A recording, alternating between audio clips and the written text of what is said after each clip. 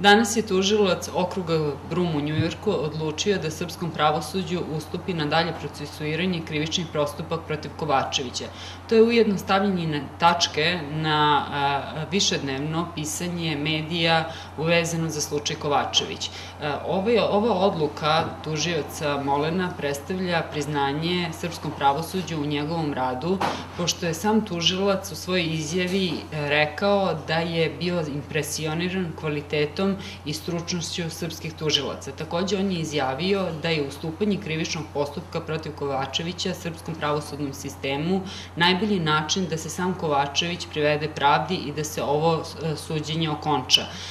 Ja izražavam zadovoljstvo zbog ovoga, obzirom na činjenicu da je srpsko pravosuđe još jednom pokazalo da je stručno i kvalitetno da sudi za najteža krivična dela koje ugrožavaju društvene vrednosti i samo društvo u celini.